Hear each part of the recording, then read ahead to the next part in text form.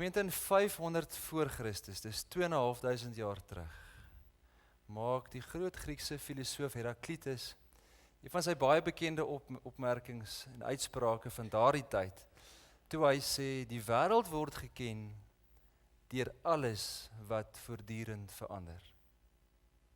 Everything changes, dit was sy woorde. Die bekendste woorde wat hy ooit gesê het was, no man ever steps in the same river twice. En op grond van sy filosofie, en die Griekse filosofie gebou, die Romeine het daarop gebou, en dit is nogal die filosofie wat ook die onderbou was van dit wat ons vandag, of het op universiteit leer, en of jy dalk heel per toeval, om 'n braaivleisvuur hoor, die wêreld verander. Dit was nogal opspraakwekkend in sy tyd, want in daardie stadium, 500 voor Christus, het die ouens nogal gereken, en daar's klomp goed wat vas staan, daar's klomp dinge wat vir ewig sal bly, en hy het gekom en gesê, nee, die lewe word, die lewe gebeur. En ek dink as ons vanoggend net dit vir mekaar sou sê, dan sou die meeste van ons sê, goed, ons weet is so. Die vraag is, hoe voel jy daaroor? Kyk, en ons altyd een van twee pole, of baie van ons, en so leer die sosiologie en die antropologie ons, baie van ons is mense wat nogal stadige aanpassers is. Ons hou nie van verandering nie. Die status quo is dit wat vir ons veiligheid en sekuriteit bring. So as jy sit dalk hier vanoggend, en of dit die kerk is, en of dit Suid-Afrika is, en of dit Rustenburg is, en of dit jou kind se skool is, en of dit net die sosiale omstandighede is, jy is so bietjie gegrief en so bietjie kwaad, want dinge verander te vinnig. En jy voel, daar's niks meer wat dieselfde bly nie. Miskien is jy aan die ander kant iemand wat 'n early adapter is, en jy hou van verandering, jy hou van verandering nie. Jy het dit nodig om te leef. As verandering nie plaasvind, jy voel dat jy weer stagneer, en dit voel vir jou asof jy in 'n gat inval. En dis maar waar een van ons onsself iewers bevind, op hierdie spektrum van hoe jy voel oor verandering. Maar dat dinge verander, kyk, daaraan kan ons niks doen nie. Vanoggend dan, in 'n baie bepaalde konteks rondom jou lewe, wil ek vir jou vra, voel jy daaroor? Vergeet van die land eers, en vergeet van die groot politieke skuwe wat wêreldwyd plaasvind, en of ons nou met China besigheid doen, en nie meer met Europa so baie nie. Net na jou eie lewe. Hoe voel jy oor die saak dat dinge kan verander? Kyk, dis een van die 3 groot waardes in ons gemeente. Buiten dat dinge vir ons relevant moet wees, en dat dinge vir ons in koneksie gebeur, sê ons altyd vir ons nuwe lidmate, transformasie, die feit dat daar groei en verandering kan plaasvind, is een van die waardes waar ons glo. En ons wil graag. So op 'n geestelike konteks. Ek dink, dit is verskriklike goeie nuus, dat dinge verander. Dat jy vandag hier kan sit, en kan sê, as daar vandag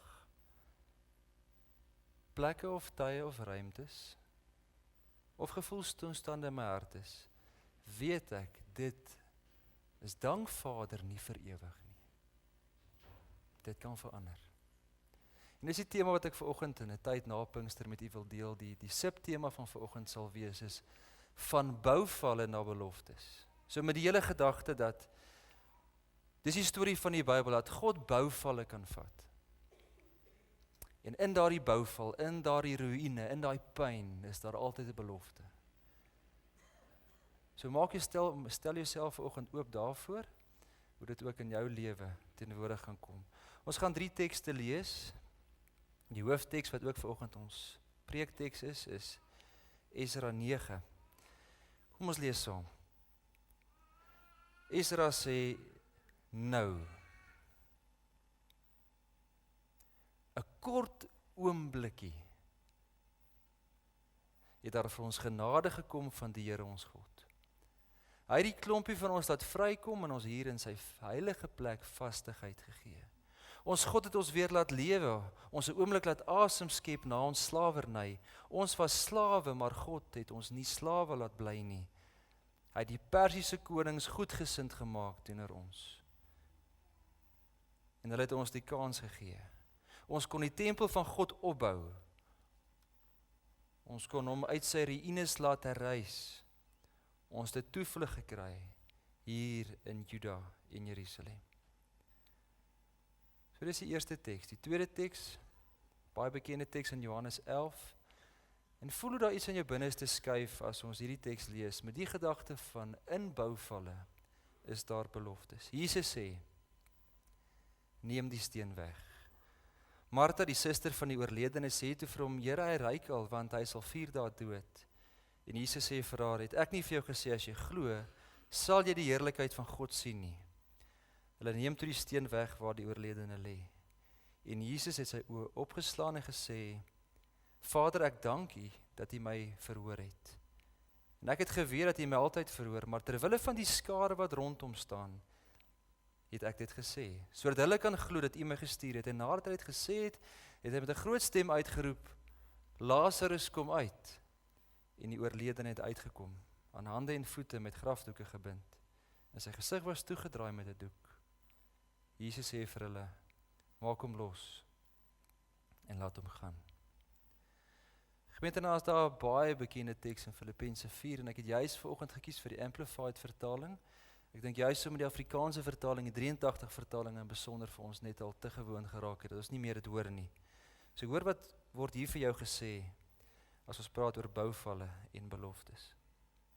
For the rest, brethren, whatever is true, whatever is worthy of reverence and honorable and seemly, whatever is just, whatever is pure, whatever is lovely and lovable, whatever is kind and winsome and gracious, if there is any virtue and excellence, if there is anything worthy of praise, think on and weigh and take account of these things. Fix your minds on them. Dis ons skriflesing vir die oggend.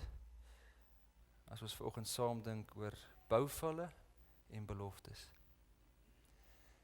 Dit is so 605 voor Christus. Daar gebeur 'n groot ding in die wêreld. Ek dink almal van julle sien daar aan die linkerkant die Mediterrane See en dat Israel daar geleë is. Jy sien die naam Jerusalem. Jerusalem val in die suidryk van Israel, Juda. Hier vanuit die ooste uit, vanuit Babilonië, kom die koning van daardie tyd, Nebukadneser, die koning van Babylon, en hy val Jerusalem binne. Hy beleer die hele stad. Nie net Jerusalem nie, maar ook die omliggende dele.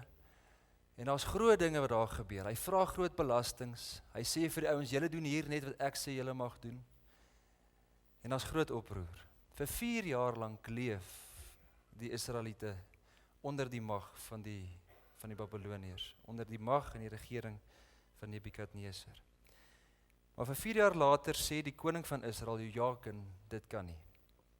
En hulle probeer met 'n opstand kom teen dit, en dan gebeur dit gewoon sodat Nebukadneser met sy groot mag die hele stad Jerusalem, die hele Israel, eintlik die hele suidryk dan in besonder totaal oorwin, oorrompel.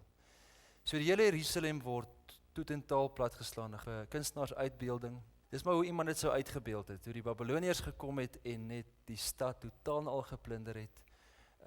Die mure van die groot stad Jerusalem is afgebreek, alles is afgebrand, selfs die plase in die omgewing. En dan 'n besonder 'n groot teerpunt, ek dink vir groot klomp Jode was die tempel. Die tempel wat Salomo gebou het, en julle ken nou die teologie daarvan met die heilige en die allerheiligste in die voorhof. Dis die plek waar God was, die verbondsark was daar gebeere.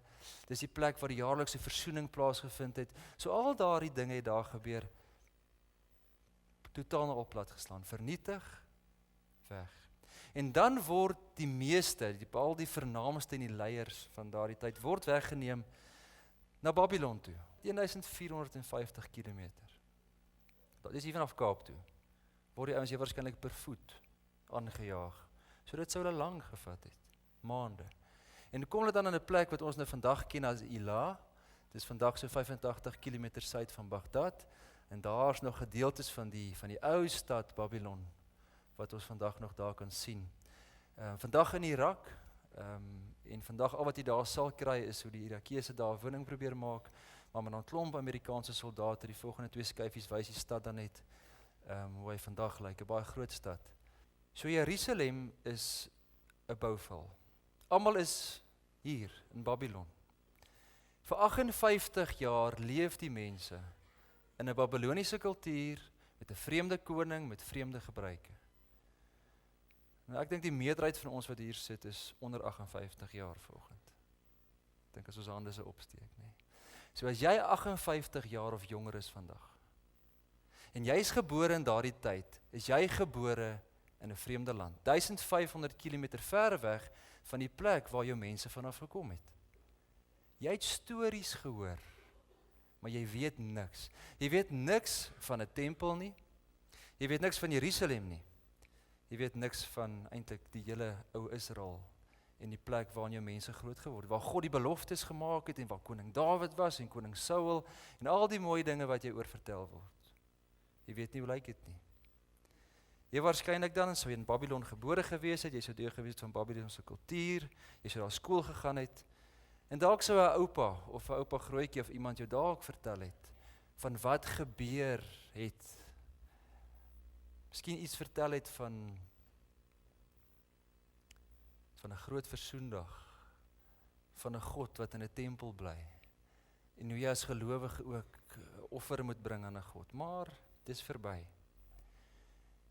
Jy sit in 'n nuwe land, jy's onder 58 jaar oud, dit is bloot net geskiedenis. Jy het geen reële ervaring daarvan nie. Dis verby. Dis vir altyd verby vir jou. Dinge het gebreek, dinge het verander. En jy waarskynlik sou jy vir jouself sê, maar dinge het vir altyd verander. En jy waarskynlik sou jy gedoen het wat die meeste mense in daardie tyd en vandag doen. Jy begin dan nou maar aanpas. Jy begin nou maar sê, goed, dit is 'n mooi storie, maar wat regtig gebeur is, ek lewe nou. En dit het nogal so gebeur, op hierdie verhaal van Esra, dat klomp ouens teruggetrek, ons gaan nou by die verhaaltjie kom, later het Esra nog 'n klomp ouens teruggevat, al 1450 km terug, maar klomp ouens het daar gebly, hulle het nou maar net deel geword van daardie kultuur en gesê, goed, die beste wat ons nou kan doen is, ons moet nou maar hier aanpas. Ons nou word soos hierdie ouens, met hulle gode aanbid, ons met die kultuur en die gebruike, maar net bloot opneem. Eintlik maar iets wat ons noem, so 'n coping strategy, nee, van ons maak nou maar soos almal maak. Of ek kan nou maar niks meer doen aan hierdie gesukkel nie, so ek moet nou maar net, die beste wat ek kan doen is, adapt or die. En ek dink dis hoe baie van ons voel. Dis hoe baie van ons praat oor ons lewe. Daar's baie bouvalle in ons lewe. En oor baie van hulle praat ons so, en sê, ja, dis nou maar so, dinge het verander. Ons praat so oor ons land, definitief. Dinge is so in hierdie land, jy weet. Al wat ons nou maar kan doen is, ek weet nie, ek moet nou maar iewers in my veilige plekkie gaan kry, en vir my 8 voet heining bou, en groot alarmstelsels, en ek hoop nou maar, ek weet nie, die Here moet ons help. Maar hier is nie meer hoop nie. Dinge gaan nooit verander nie, dinge sal nooit weer wees soos dit was nie. Dis die taal wat ons gebruik. En ons doen dit baie keer oor verhoudinge, nê. Nee. Kyk, met daai ou wil ek nooit weer iets te doen hê nie. Hy het my ingedoen. My lewe weer, gaan ek hom in die oë kan kyk nie. Ons sê dit oor naby verhoudinge. Nee, kyk, my boetie wou mos. So, ons bel mekaar nou al vir 3 jaar nie. Maar dis hoe dit gaan. Dis geskiedenis, dis verby, dis hoe dit is.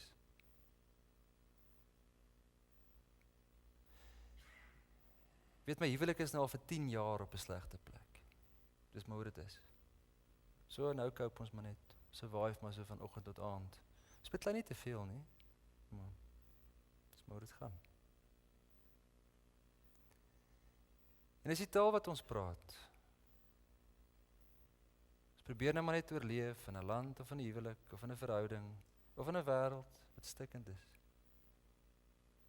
Miskien het jy ook so 'n nostalgiese verlange dalk, soos 'n oupa wat jy vertel van op 'n tyd toe dit beter gegaan het. In 'n ou Suid-Afrika of 'n witbrood of iets lank terug, of toe alles nog reg en heel was. Maar dis hoe ons praat. Nou moet ek maar net aanvaar. Nou moet ek maar net vrede maak met die bouval, met die ruïne, met die pyn wat in my lewe is.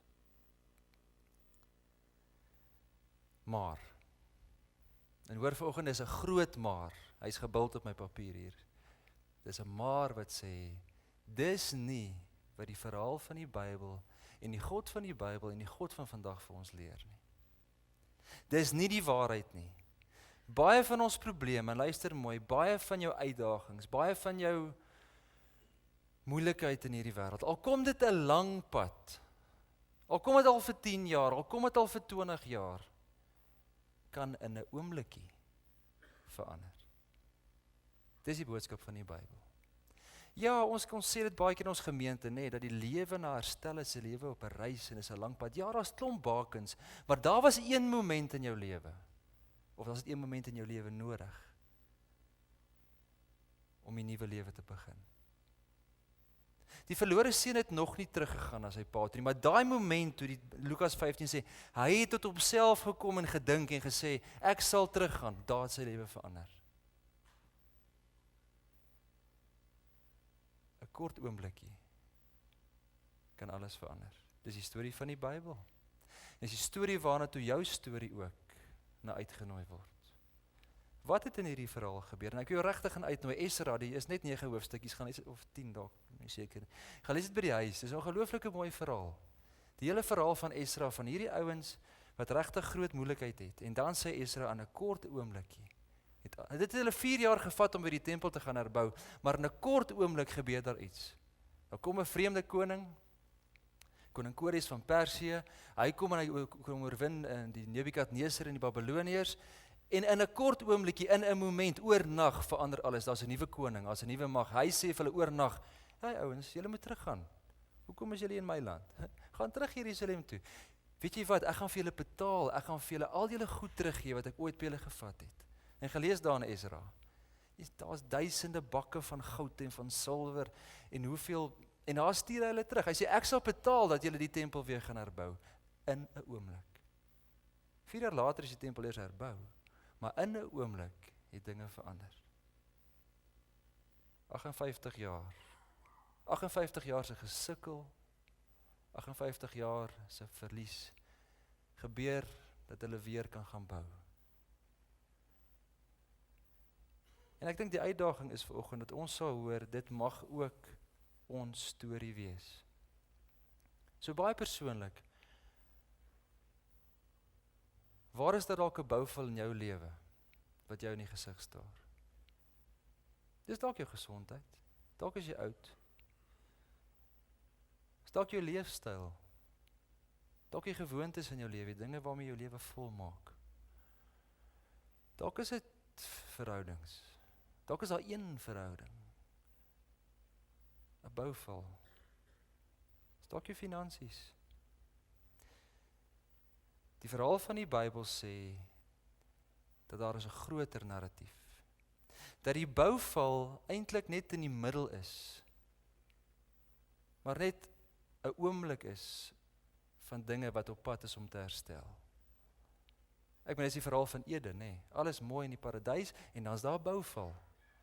En dan's daar weer herstel. Dis die verhaal in Israel, die hele Ou Testament. Dit gaan goed, dan val hierdie ouens. Hulle aanbid vreemde gode en dan's daar ouens wat hulle kom oorwin en dan herstel hulle weer. Gaan lees Joshua, gaan lees Rigters, gaan lees al die verhale van die Bybel. Dis die verhaal van Jesus, Filippense 2. Hy woon in die hemel, dis wat Filippense 2 sê. Goddelike woning. Hy kom af en hy sê, die tempel gaan afgebreek word. En hy is afgebreek. En eintlik het ek en jy nog so 'n bietjie deel aan die afbreek. As ons ver weg leef van God af. En dan herbou die tempel weer. Dis die groter narratief waarna ek en jy uitgenooi word. Elkeen van ons. So vanoggend wil ek graag hê dat ons sal kyk na 3 temas en ek gaan baie vinnig doen. Ek weet ons is al 'n rukkie besig. Net na 3 temas wat deurlopend is in die verhaal van die Bybel. As daar iets gebeur en dat ouens kan sê, maar in hierdie bouval, in hierdie pyn, in hierdie gemors is daar tog 'n belofte. Maar voor ons daarna kyk, net so, dink is 'n minuut. Die bekende film, ek weet nou nie, First Night, waar die koning King Arthur op die punt staan dat die ouens kom, hulle kom sy land oorneem. En hoor net 'n bietjie net na 'n minuut lank die monoloog eintlik van die koning se kant af. En ek wil graag hê jy jouself ook sal oopmaak nou. In die konteks van die bouval in jou lewe. Of daar net iets in jou binneste skuif as jy net na hierdie film kyk. En iemand se sterwensoomblik sê hy, Camelot lives. Alles verander. Dit was die goeie nuus. En ek dink die film sê dit so goed. Die moontlikheid van om maar vrede te maak met die bouval, of om te kan sê, ek is bereid. Ek sal hierdie ding vat, want jy doen dit nie alleen nie. So 3 temas, en ek gaan baie vinnig daaroor gaan, 3 temas wat ons help om te kan sê, dat die bouval is nooit finaal nie. Nie eers die dood nie, want selfs in die dood as 'n gelowige, is daar vir ons 'n belofte. Die eerste tema is die tema van lof. Ons kan lank daaroor praat vanoggend, maar as jy regtig Esra gaan lees by die huis, wil ek jou uitnooi. Daar in Esra 3 lees ons, dat toe die ouens begin om die tempel terug te bou, net na die fondasie klaar is, hulle het net die fondamente weer gelê, besluit hulle wel, dis nou tyd. En hulle bring alles bymekaar, hulle bring die orkeste bymekaar en sê dis nou tyd vir celebrate. Ons gaan nou fees vier. En daar's 'n groot fees wat plaasvind. Daar's nog niks, net die fondasie nie, maar hulle kry 'n orkes. En daar's 'n stuk lofuiting wat plaasvind. Hulle sing en hulle sê, God is goed. Hy is goed vir ons. Aan sy liefde is daar geen einde nie. En dis nou nogal 'n tema, nê, van lof wat ons kry reg deur die Bybel ook. Dat die oomblik as daar bouvalle is, was daar mense wat ten spyte van die bouval, hoor gou mooi, nog voor die resultaat ter tafel gekom het, begin het met 'n lewe van lof. Psalm 142 dink ek is so 'n voorbeeld. Gaan lees dit maar by die huis. Maar ek dink ons moet mooi verstaan wat hier gebeur. Dinge is nog nie reg, die tempel is nog nie weer gebou nie, maar hierdie ouens is besig om 'n lewe te leef van feesviering, van lof. Om God te prys vir hom wat so goed is. Met ander woorde, nie soos ons baie keer maak, eers is my lewe reg uitgewerk het. Eers is dinge alles nou weer verander het en dinge is presies soos ek dit wil hê. Dan kan ek nou weer lof God groot maak en dan sal ek, nee. Dis in die pyn. Nog voor dinge in plek is daar 'n tema van ek besef wie God is. Daar is met ander woorde 'n fokus wat skuif van my situasie en die fokus skuif na God toe. So dit gaan nie oor wat met my aan die gang is en my probleme en my gesukkel nie, maar my fokus skuif bloot oor nie wat God kan doen vir my nie, dit skuif na wie God is. En hierdie is nie 'n tegniek nie. Dis nie om God se arm te draai of om te sê hier's vanoggend nou so 'n vinnige formulietjie. So as jy in die moeilikheid kom, gee net vir God die lof en hy gaan alles verander nie. Dis presies die oorgestelde. Dis 'n fokus wat geskuif en ons sê hier is moeilikheid, maar ten spyte van my moeilikheid, ten spyte van die gesukkel, bring ek lof aan God vir wie hy is. Nie omdat hy vir my goed is nie, maar dat God is wie God is. En ek dink dis die groot uitdaging vir baie van ons. Dis wat gebeur in Johannes 11, né? Daar by Lazarus se graf. Dis wat Jesus doen. Lazarus is nog in die graf. Hy's 3 dae al dood. En dan bring Jesus aan God die eer, vir wie God is. Ek dink seker die prototipe verhaal wat ons kry in die Bybel is Job 19. En ek dink Job se storie is seker die storie wat almal van ons se storie oortref. As jy nou wil gaan kyk na bouvalle en na pyn en ruïnes. Hy het alles verloor, hy is siek, hy het seer op sy lyf, hy sit op 'n ashoop, sy vriende praat klomp nonsies oor hom. Sy vrou is vir hom kwaad, is dalk nie die eerste keer nie, maar sy is kwaad. Hy het sy vrou en kinders verloor, almal, sy donkies en kamele en alles. Hy was die mees gesiene man in die omgewing, hy het niks. Job 19 vers 25, hoor gou, in spyte van alles sê hy, ek weet dat my losser leef. Uiteindelik sal hy op die aarde triomfeer. Selfs nadat hierdie siekte my vel weggevreet het, sal ek nog lewe en God sien. So hy sê nie, as God my gesond maak, dan hy sê nou, al gaan ek hier dood, op hierdie plek, ek sal God sien. Ek sal hom sien en met my eie oë sal ek hom sien, hom en niemand anders nie. Ek smag daarna met my hele lewe. Ek sal God sien. Hoe lyk jou lewe? Hoe lyk jou lewe as ons kom by lof om eer aan God te bring? Weet jy sê wel, ek voel nie so nie. Wel, daar moet jy dalk gaan bid. Ek dink dit is nogal 'n groot ding in die Bybel, nie, dat as mense weggevoel het en ver gevoel het van God, het hulle ten spyte van die ver voel en die afwesigheid van God nog steeds gebid. Psalm 13 is ek so 'n voorbeeld. Maar het jy al daardie besluit geneem, of moet jy dalk vanoggend weer daardie besluit neem om te kan sê, ek is bereid om my aandag te skuif van my en van my wêreld en van my pyn en van my bouvalle af, en my aandag, my fokus te skuif op wie God is. Dat my lof, my eer, my hele lewe sal gaan oor wie God is. Dis nie 'n formule nie, dis nie 'n tegniek nie, maar ek dink dit is 'n dissipline. Al voel ek nie so nie, al sien ek net die bouval, al sien ek net die gemors, al sien ek net die gesukkel van ons land of van my verhouding of van my huwelik of van my lewe, ek sal aan God die lof bring wat hom toekom. Dis 'n besluit wat jy kan neem, of jy so voel of nie.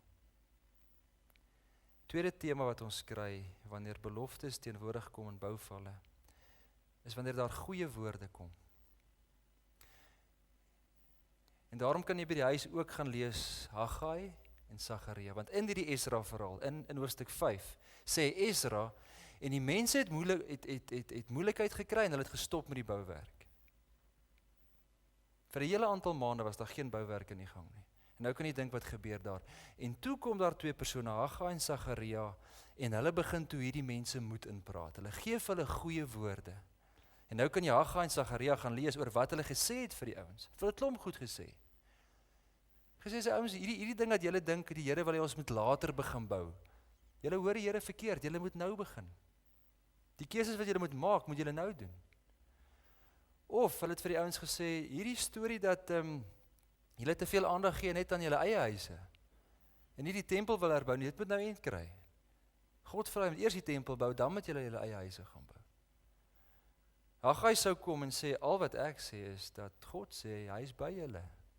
Sien my raak, ek is hier by julle. In julle gesukkel, in die feit, dalk is die tempel nou maar net so 'n paar voet hoog, maar God is hier en hy ondersteun en hy dra julle. So hulle was in die teenwoordigheid van goeie woorde. Het jy sulke vriende? Het jy mense om jou wat goeie woorde in jou inpraat? Wat jou kan aanvuur? Wat vir jou kan krag gee? Wat vir jou moedig kan maak? Jy is so 'n gemeente. As die gemeente dit nie vir jou doen nie, dan kry vir jou een. Kry vir jou vriende, kry vir jou mense wat vir jou kan hoop bring in jou lewe. As jy voortdurend met mense besig is en Spreuke praat baie daaroor, wat die lewe bitter maak deur hulle woorde, deur te vertel hoe sleg dinge is, deur te fokus net op die negatiewe, deur te skinder, deur foute soek, kry vir jou ander vriende. Dis wat die Bybel sê. Hoe lyk die woorde wat in jou ingepraat word? Want jy kies dit. En dalk is dit nie net vriende nie, dis dalk films, dis dalk boeke wat jy lees. Dis plekke waar jy heen gaan. Daai goeders praat in jou in. Waar stel jy jou lewe oop? Hoe lyk die woorde wat in jou inkom? Gaan kies vir jou vriende. Gaan soek na woorde. Die Bybel is een plek. Lees jy hom? Dis goeie woorde wat in jou hart kan inkom. Hoe lyk die boeke wat jy lees? Hoe lyk die websites wat jy besoek? Is dit goeie goed wat jy jou lewe mee volmaak? En ek dink dan moet jy vra ook, hoe lyk jou woorde? Nee? Hoe praat jy? Wat is die woorde wat jy ook los in 'n gesprek? Nadat jy die telefoon doodgedruk het. Hoe praat jy ook oor ons land? Hoe praat jy oor Rustenburg? Hoe praat jy oor jou kollegas? Hoe praat jy oor jou vrou?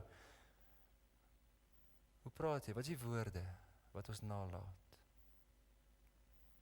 Daar is nie 'n moontlikheid dat jy die beloftes kan hoor in die bouval as daar nie goeie woorde is nie. Jy kan ook daarvoor kies. Sagaria en Haggai het gekies. Ons gaan goeie woorde praat. Praat jy teenoor jou kind? Wat is die woorde wat hy hoor by my oor hoe ek voel, oor die lewe? Oor die totale bestaan van die mens? Wat is my doel? Laaste tema. Groot tema van toewyding. Ek dink dit was Esra se geheim. En jy kan Esra 7 gaan lees. Esra 8, Esra 9. Ek gaan dit nou nie eers vir julle lees nie. Miskien moet ek net om die punt te maak.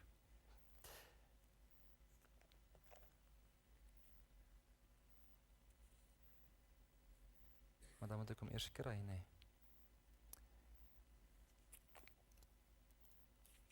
Hoor dit gou wat word oor Esra gesê.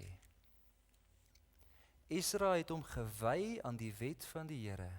Hy wou dit in die praktyk toepas en Israel elke voorskrif en bepaling leer. En toe Esra nou later kom met hierdie ouens uit, toe kom aan 'n klomp ouens, en jy kan nog gaan lees daar in Esra 7, hoeveel ouens hy nou saam met hom gevat het, wat ook saam met hom teruggegaan uit Jerusalem toe. Toe roep hy 'n vasdag uit, hy hou by dit wat hy's toegewy in sy geloof. En dis nou nogal 'n tema wat ons regtig kan kry, nie net in die Bybel nie, maar ook in die vroeë kerk. Mense wat hulle self toegewy het aan God se saak en God se werk. So as daar 'n bouval in jou lewe is, toewyding gaan bloot daaroor, is jy bereid om daaraan te werk? Is jy bereid om te gaan sê, ek sal alles gee om van hierdie bouval weer 'n tempel te maak? Hoe lyk die energie? Waar spandeer jy jou energie? Waar spandeer jy jou aandag en jou fokus? As jy aan die einde van die maand jou somme maak rondom jou finansies, as jy aan die einde van die maand gaan dink oor waar jou tyd en jou energie spandeer het en jou geld spandeer het, dit is nogal 'n goeie aanduiding oor hoe lyk jou toewyding. Is dit jou eie lewetjie en jou eie lewe wat jy bou, soos hierdie ouens op 'n stadium gedoen het? Of sit jy regtig die energie en die moeite en die deursettingsvermoë en die toewyding in die dinge wat regtig saak maak? Energie vloei maar op die plekke waar ons spandeer. Tyd, geld, energie, wat ook al. So vra vir jouself, wat is in jou lewe vir jou 'n prioriteit? En vra jouself vanoggend, het jy al mooi daarna gekyk, oor waaraan wy jy jou lewe toe? Ek sluit af. In die tyd van bouvalle was daar nog altyd iemand wat God geloof het ten spyte van die bouval, ten midde van die bouval. Gaan jy so iemand wees? Al voel jy nie so nie.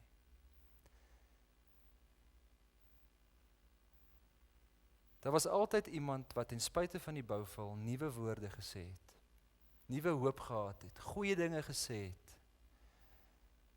Gaan jy so iemand wees wat goeie woorde gaan sê? Daar was altyd iemand wat ten spyte van die bouval hulle self aan God gewy het en gesê het, ek sal my hele hart en my hele lewe en alles wat ek is gee vir die saak. Gaan jy so iemand wees? Want in een oombliekie kan alles verander. Jy moet dit glo. Dus ek aanvaar nie 'n lewe van verloor nie. Ek aanvaar nie 'n lewe van 'n bouval nie. Ek gaan nie meer langer ploeter en net gesukkel het met hierdie ou bestaantjie wat ek voer, waarmee ek voel ek maak nie die lewe nie. Ek kry nie asem nie. Ek verdrink, is donker. Gaan sien iemand as jy moet. Gaan vra hulp. Maar boorend alles begin bid. Staan op, glo. Daar's beloftes.